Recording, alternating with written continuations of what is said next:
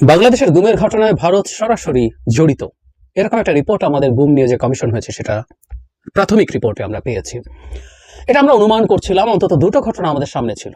একটা হলো বিএনপি নেতা জনাব সালাউদ্দিন আহমেদকে ভারতে পাওয়া এবং সেখানে আটকে থাকা। আরেকজন হচ্ছে জনাব সুখরঞ্জন বালি, যিনি দেলোয়ার হোসেন সাঈদীর মামলার সাক্ষী ছিলেন। তাকে আদালত চত্বর থেকে তুলে নিয়ে গিয়ে ভারতে পাচার করে দেওয়া হয়েছিল, কারণ তাকে ভারতে পাওয়া গেছে এটা আমরা তখনই জানতাম।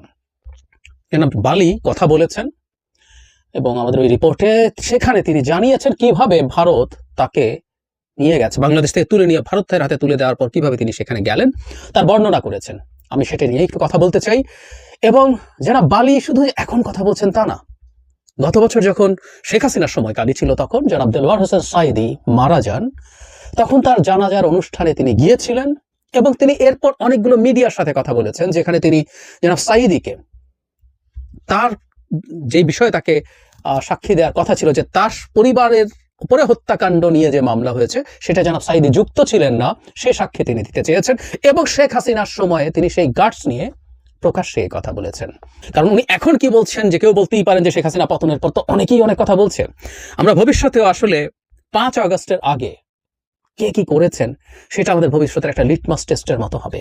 সো জনাব বালিকে আমি মহান বলছি তার সাম্প্রতিক মন্তব্যের জন্য না, তিনি স্যার দেলোয়ার হোসেন সাঈদী জানাজা যাওয়ার পর থেকে বেশ কয়েকটা মিডিয়ার সাথে যেটা বলেছেন সেটা, যে যেখানে তিনি তাকে বলেছেন তাদের পরিবারের ওই হত্যাকাণ্ডের সাথে সাঈদী জড়িত নন।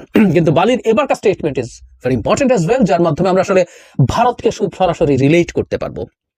বালি বলেন, আমি একটু পড়ছি, এটা একটু রেকর্ড থাকুক।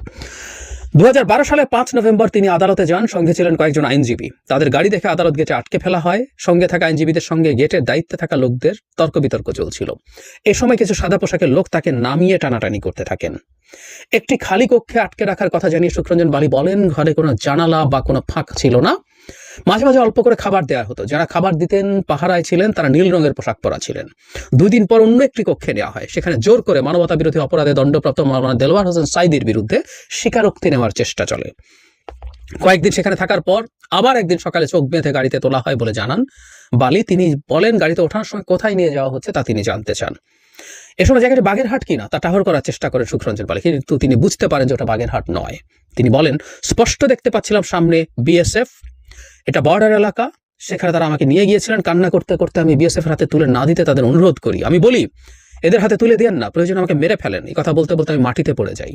জোর করে বিএসএফ এর কাছে তাকে হস্তান্তর করা হয় বলে দাবি করেন সুখরঞ্জন বালি। তিনি প্রশ্ন রেখে বলেন, বাংলাদেশের একজন নিরাপরাধ নাগরিককে রাষ্ট্রের আইন শৃঙ্খলা রক্ষাকারী বাহিনী আরেকটি দেশের রাষ্ট্রীয় বাহিনীর হাতে তুলে দেয় কেমন করে? কান্নাজড়িত কণ্ঠে সুখরঞ্জন বালি বলেন, আমি যেতে না চাইলে জোর করে তারা আমাকে ধরে বিএসএফ সদস্যদের হাতে তুলে দেয়। বিএসএফ কিছু জিজ্ঞেস না করে আমাকে প্রচন্ড মারধর শুরু করে। বিএসএফ হিন্দিতে কথা বলছিল এবং আমি আমাকে না মারার জন্য বাংলায় বোঝানোর চেষ্টা করি। আমার কোনো কথা তারা বুঝতে পেরেছিল কিনা আমি আজও বুঝিনি। এক পর্যায়ে বিএসএফ মোটা দড়ি দিয়ে পেছন থেকে বেঁধে আমার হাত বেঁধে ফেলে। তারপর জেলে রাখা হয়, আদালতে নেওয়া হয়, ইত্যাদি ইত্যাদি। একজন হিন্দু মানুষ ভারতের স্বার্থের বিরুদ্ধে যাচ্ছিল বলে তাকেও অত্যাচার করা হয়েছে, নির্যাতন করা হয়েছে এবং এই গুমের পরিকল্পনা করা হয়েছে। এটা 2 দেশের রাষ্ট্রীয় বাহিনীর যোগসাজশ, এবং শুধু বাহিনী পর্যায়ে তো নিশ্চয়ই নয়, এটা আরো বহু উঁচু জায়গা থেকে করা হয়েছিল। এবং এই গুমের ঘটনাগুলো, এক্সট্রা জুডিশিয়াল কিলিং এর ঘটনাগুলো শেখ হাসিনার এন্ডোর্সমেন্ট ছাড়া হওয়ার কোনো কারণ নাই। এরা যেমন দেশকে ডাকাতি করেছে, দেশের মানুষের মানবাধিকারের কি মারাত্মক লঙ্ঘন তারা করেছে আমরা জানি, এবং আস্তে আস্তে এর প্রমাণ বেরিয়ে আসছে। তার এই সাক্ষ্য অত্যন্ত গুরুত্বপূর্ণ ভাবে কাজ করবে। এবং তিনি যে ধর্মীয় সম্প্রদায়ের মানুষ, হিন্দু সম্প্রদায়ের মানুষ, সেই কারণে তার এই ব্যাপারটা আমাদেরকে আরো বেশি উচ্ছ্বসিত করে, আমরা আরো বেশি প্রশংসা করি। কারণ আমরা একটা কথা বলার চেষ্টা করেছি, সাম্প্রতিক সময় হিন্দু সম্প্রদায়ের উপর আক্রমণ নিয়ে যে ধরনের বিশ্রী কথাবার্তা, মিথ্যাচার ভারতের দিক থেকে ছড়ানো হচ্ছে, সেটার ক্ষেত্রে আমাদের হিন্দু সম্প্রদায়ের মানুষ যদি সত্যিকার অর্থেই দাঁড়ান, সেটার শক্তি অনেক বেশি হয়। ভারত আদতে যে আমাদের দেশের একটা শত্রু, ভারতের সরকার, আমরা এইভাবে বলবো, ভারতের জনগণ অবশ্যই না, যদিও জনগণকেও খুবই র্যাডিকালাইজ করে ফেলা হচ্ছে।